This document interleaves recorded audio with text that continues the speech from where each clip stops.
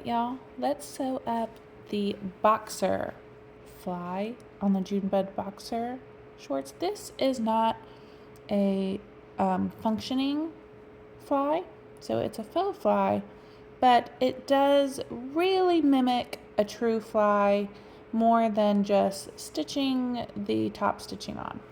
So what we're going to do is we're going to cut out 2 mirror images of the little faux fly piece, say that 5 times fast, and we're going to stitch it right sides together to our 2 front pieces right along the center front. You do want to finish the edges, that little curved edge if you're using a woven fabric like me that will fray. And we're going to stitch with a 3/8 seam allowance, which is a little smaller than the rest of the pattern. And this is so that the seam line is kind of tucked under to the wrong side. We're going to finish this edge here along with the rest of the crotch seam on this pattern piece. You want to give it a press, especially because this is a curve, so part of this curve is going to be along the bias, and you don't want anything stretching out or getting wonky, so give it a good press. And also we're going to press the fly away from the main piece. And repeat on the other side, exactly the same thing.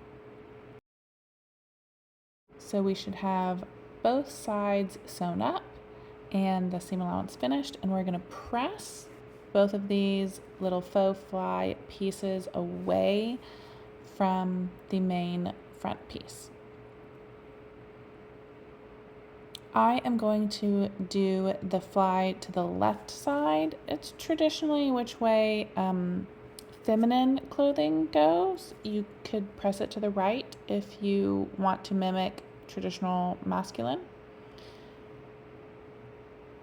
You can top stitch the bottom fly here. If you know which way you're going to press it, you can go ahead and top stitch that one. I'm going to wait until after I've sewn up. It doesn't matter which way you do it. You can't get your top stitch all the way to the bottom if you wait like me, but since it's not a functioning fly, it's never actually going to be opened all the way for you to see it anyways. So I like to do it this way.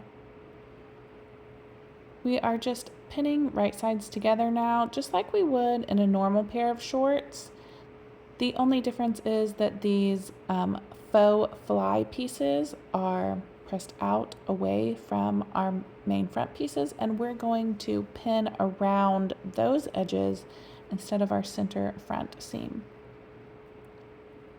A lot like you would do in seam pockets if you have sewn up those before.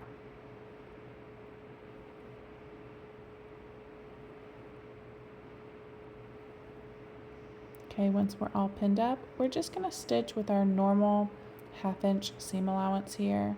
You can stitch with a smaller seam allowance along the faux fly piece. That's really going to get me every time, y'all. And I can't be starting this recording over every time I mess up. I'm so sorry. You can use a smaller seam allowance here. It does not matter. It will not affect the fit of your garment at all. So you can use a smaller 1/4 inch seam allowance all along the faux fly little curve. I just use a 1/2 inch.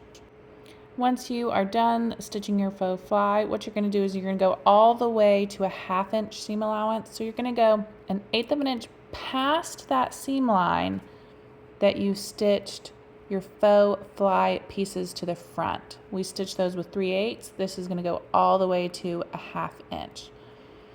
Then we're going to just use that normal 1/2 inch seam allowance all along the rest of the crotch curve, up the back of the crotch curve.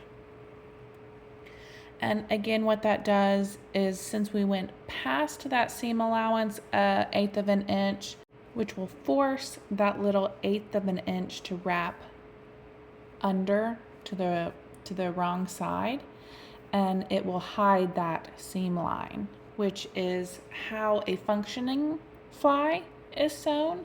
So this is just to mimic a functioning fly, while also being the easiest and quickest way to sew it. Since it's not functioning, I didn't want this option to take a whole lot of time or be finicky to sew. I just wanted it to look like a functioning fly. And I'm sorry, it's summertime. All my kiddos are home, and you know, that's what little boys sound like. I'm sure he's being a transformer. What we're gonna do is, I like to top stitch now. You can skip this step. You're not really gonna see it. I like to top stitch it to make sure everything stays nice and neat. And I don't know, I just like to. So I top stitch the one that's gonna go underneath.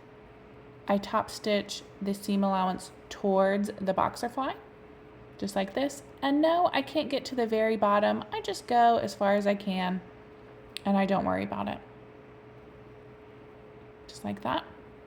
And now you can top stitch this side as well, and you're going to make sure to press it 1/8 of an inch under all along. I like to take it to my ironing board, and just, you follow the seam allowance along the bottom and then just make it even all the way through the top. I like to stitch from this side. You can stitch from either side, and I like to stitch really close to the edge.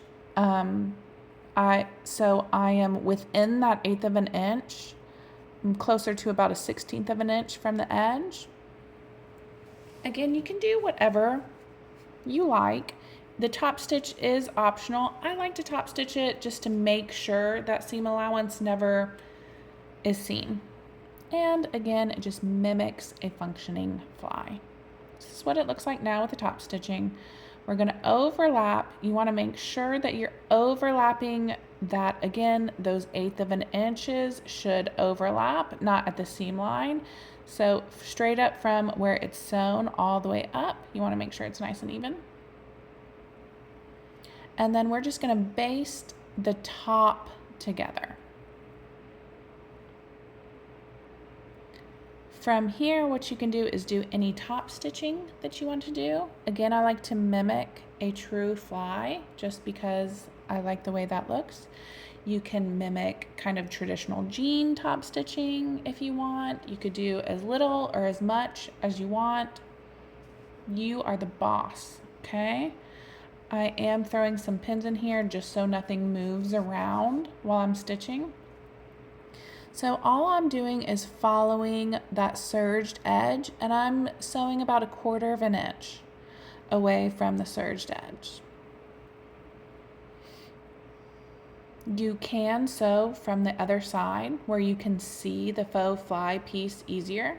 You can also, if you can't feel through your fabric like I can, I have a linen blend here. It's pretty thin. It was very easy to feel.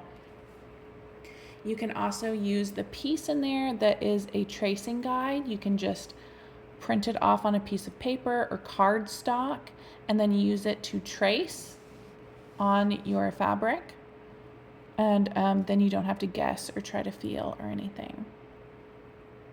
I like to do a double row of stitching. I almost always use a double row of stitching. Again, whatever you like the look of. This is not a functioning fly. This is just for looks. You do it however you like. I even like to add a couple bar tacks, which is what I'm going to do now. And again, this is just mimicking a fly. I like the way it looks, so feel free to skip this if not. My machine has a bar tack stitch. If yours doesn't, it's basically just a narrow zigzag with a really short stitch length. And traditionally, it's meant to provide reinforcement to a high stress area. So if you can imagine this fly actually opening and closing a lot with wear, this is where it would kind of need some reinforcement. And I like to do one right here as well. Another reason I like to do this one, besides just it looks like a real fly, is because since my top stitching didn't go all the way down to the fly, this keeps my fly closed and you're never gonna be able to see that little 1/4 of an inch that I didn't get to. Now I like to top stitch the rest of my crotch seam. Again, this is optional. I do recommend this because your crotch seam is a seam that gets a lot of stress. It's a high stress area in your garment, and top stitching it just helps it have a little strength, a little oomph, a little reinforcing to make sure nothing is going to fray or nothing is going to pop stitches or anything like that. Traditionally, they are pressed to the wearer's left, which is what I'm doing in feminine garments. So that's what I always do. If you want to press it to the right, no big deal. Do what you want to do. You're just going to make sure it's pressed the same way as your fly. Since this is a faux fly, everything's got to be pressed to the same side. We're not clipping into any seam allowances here. Again, I wanted this as easy and quick as possible since it's not a functioning option. It's just for looks. So there we go. I'm going to do a double row of stitching. You do not have to. That's what I like. And here is what it looks like all sewn up. And it just looks a little bit more like a functioning fly than just stitching it on there because it does have the opening there. You can also add a couple buttons. I personally never ever add the buttonholes. I just stitch the buttons on, so that's how I did the tutorial as well. And here they are all sewn up. I hope you enjoyed sewing along with me, and I hope you share yours if you sew some up as well.